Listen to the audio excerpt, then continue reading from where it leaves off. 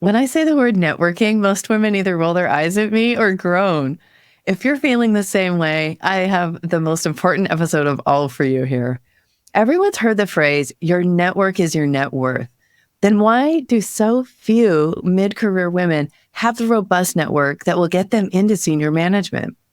Did you know that according to research by McKinsey, even female CEOs have networks that are several times smaller than their male colleagues? And the numbers get even worse the farther down the ladder you go, in my experience.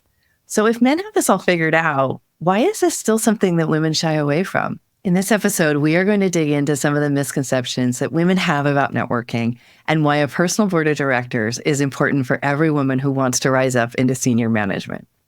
You are going to want to stay with me through this whole episode because I'll be talking about the essential mindset shifts that you need to take to be able to go from nay to yay when it comes to this important work. And I will help you design your own personal board of directors to save you from going to networking events and having to talk to a room full of strangers or tooting your horn around the company. I'm Jill Avey, a career success coach, and this is SisterSmart Leadership, the show that explores how women can rise from director to vice president and beyond by fully leaning into their feminine energy as their biggest advantage. Let's get you one step closer to the recognition and promotion you deserve. I was at Columbia Business School at a recruiting event when I first heard a consultant talk about a personal board of directors. Knowing this concept, I tried to apply it in my corporate career to mixed success. I did a lot of what I see my clients doing now, keeping in touch with only the people that I got along with well, because I had these few deep relationships and we got along great and they were really big supporters of mine, but my network was not broad enough. I would go to evening industry events hoping I would meet someone that would be a valuable contact. But the thing is, it was so hit and miss that I never met the people that I really needed to know. Sometimes I never even met anybody that was of value. So I tried attending conferences, hoping I would meet someone there that would be a valuable contact. Sometimes I would learn a lot from the conference, but I wouldn't come away really knowing somebody that I wanted to keep in touch with that was really going to help me in my career. It was more hope than strategy. And it's not what I recommend now. Now I guide my clients through a process where they identify the people that they need to build relationships with so that they're targeted in their efforts, not wasting time with people who aren't going to help them get where they want to go. And instead, they build meaningful, lasting relationships with the ones who are in a position to help. Before we get into how to do that, let's first talk about our mindset when it comes to networking. The mindset that I most commonly see is women want to keep their head down and let their good work tell the story for them. They might be inconsistent in their efforts to develop and maintain their network. And maybe they meet once and they never reconnect. The thing is that they don't see networking as actual work. They see it as something that they do when they have the time, if they have the time, and they never get to it. They see it as self-promotion or tooting their own horn, and that feels cheesy, sleazy, and gross to them. They think it's all about going to events and meeting random strangers, that hope strategy that I used to use.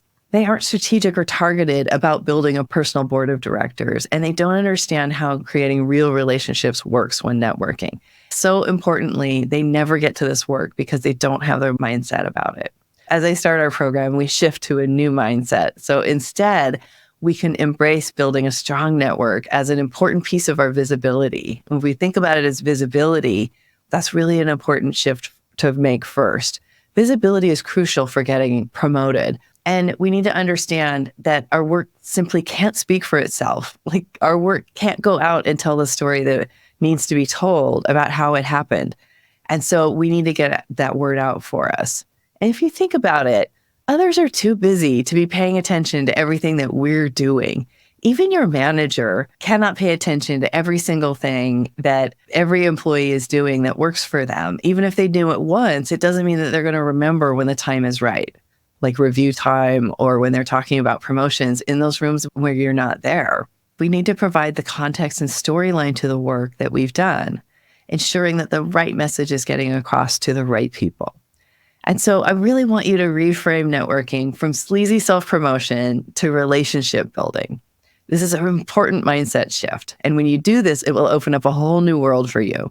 When others understand your work and how it's helping them, they can do their job better. So this increases collaboration, better handoffs, and improved performance for your relationships within the company. See networking as a valuable part of your future success.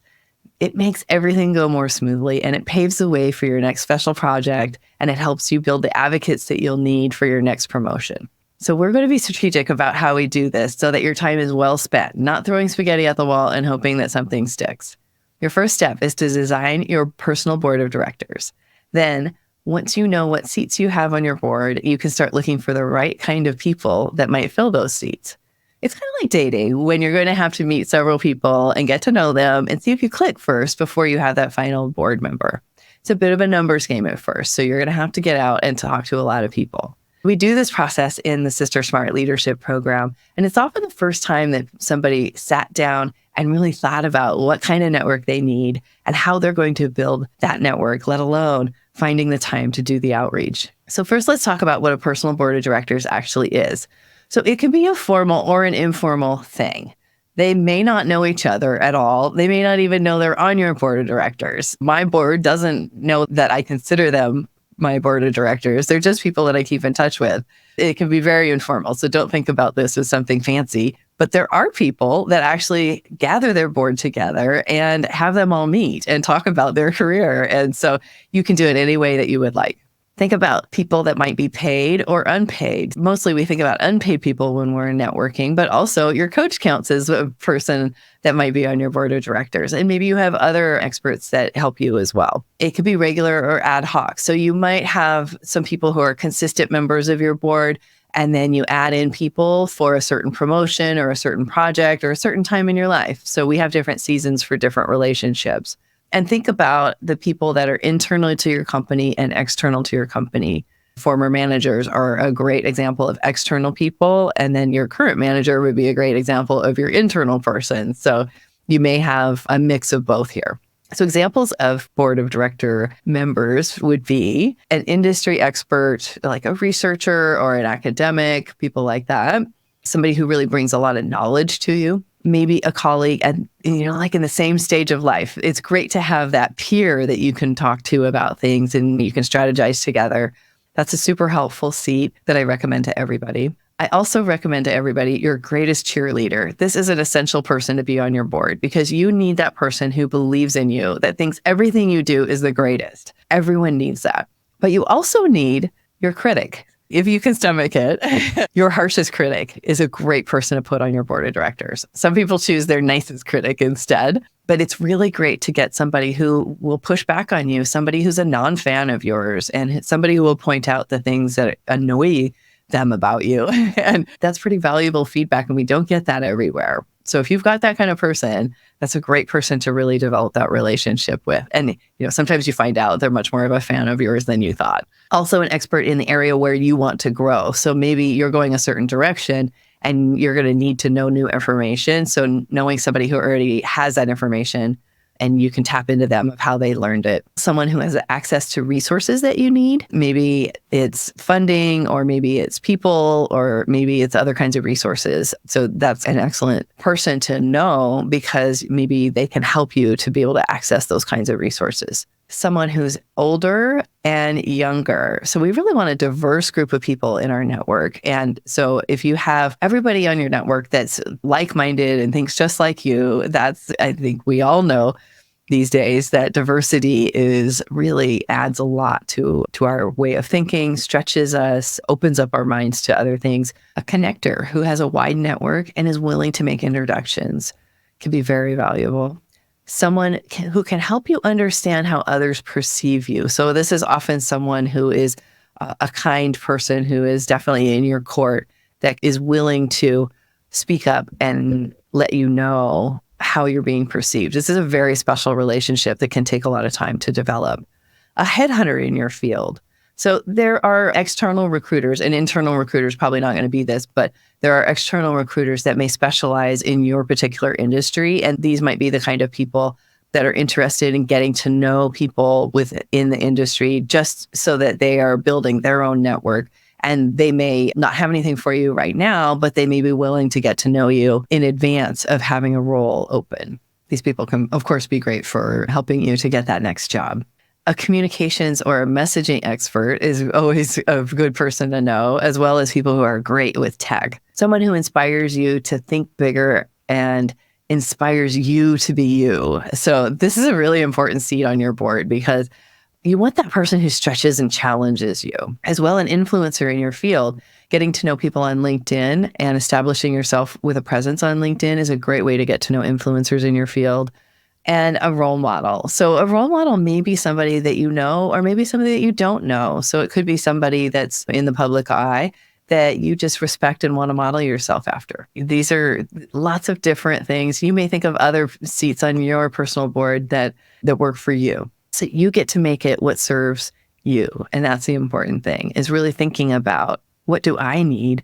What do I want? Who are the kind of people I want to hang around with? Because you want these relationships to be important to you and to be people that you look forward to talking to. That's the key element here. So in the SisterSmart leadership program, we use this framework of a plot of land. So if you think about it, seeds are your dormant or weak ties. So these might be people that you knew in the past that you haven't talked to for a long time, or people that you just know really loosely. Maybe you've worked on a project together, or you've met each other in passing, or it was a vendor, people like that you don't work with currently. So weak ties are actually the most important connections in your network because they are the people who are going to bring you to people that you don't already know. Then think about the grass level. So this is where I like to put your colleagues, your allies, your customers, clients, current vendors. And then at the grass level, you may have some flowers sprout up. So these could be your mentors. And maybe you've got some trees that grow, a big, strong tree, and that's your sponsors. And so it takes time to cultivate all of this and to water it and give it some fertilizer and tend the plants a bit and pull out the weeds, the people that you decided you didn't really gel with, and put those in the compost pile. And so this takes some time. So how do you manage all of this? So I would love to give you an example from one of my clients because I was really impressed with how she organized things. So early in her career, my client Callie worked in consulting. So she had a large network and a natural tendency for keeping in touch. And I think she can be an inspiration for us all. When we worked together, she took the opportunity to evaluate her relationships, and being in a leadership program really helped her to carve out that time that she hadn't taken while her career had grown and changed, so she could update her system. So she broke her list into A, B, and C contacts and created a schedule for each level. She schedules monthly, 6-week, and quarterly connects with her A contacts. And sometimes she said they don't need a whole conversation, but it allows her to keep in touch with them and have that check-in time. And one of the things that I love is her yearly survey, which she sends to her A and her B contacts. She sends a lovely email with a catch-up of her year, and it has both personal and professional information and a few photos, so it's really fun to read. It never feels like a humble brag email because she's so personal and infuses it with her warmth and her humor. The most creative part of her email is the link to her survey, which has questions on it that allows her to catch up with the people who take the time to fill it out. And it's really fun and different, and I look forward to it every year. So Callie told me that she finds that many people that she might have otherwise written off because she hadn't heard from them in a long time end up responding to her holiday email or survey. And so it helps her keep in touch with people that she would have maybe otherwise lost contact with.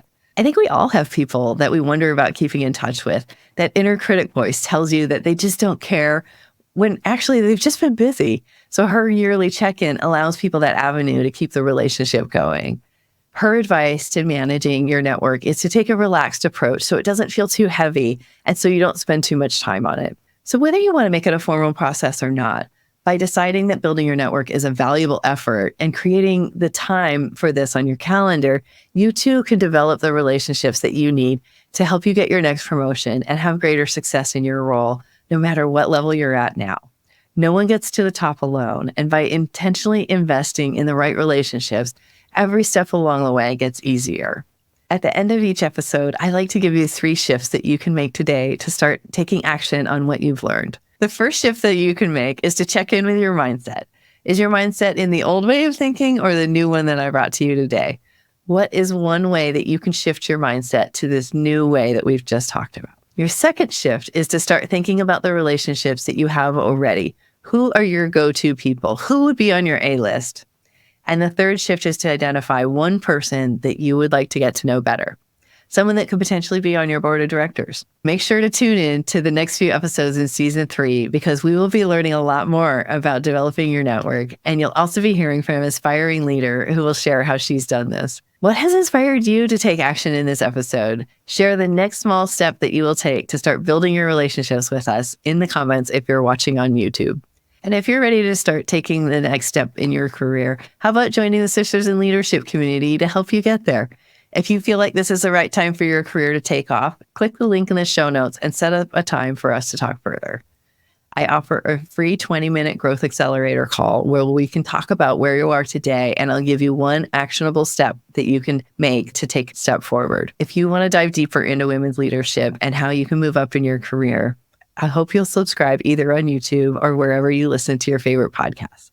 I'm on a mission to help women get into leadership and stay there. And if that's aligned with you, I'd love to have you be part of this community and tune into more episodes on SisterSmart leadership that will support you in becoming the leader that you want to be. If you're ready to fully lean into your feminine leadership and get promoted from director to vice president and beyond, hit that subscribe button so you'll get all the episodes to come.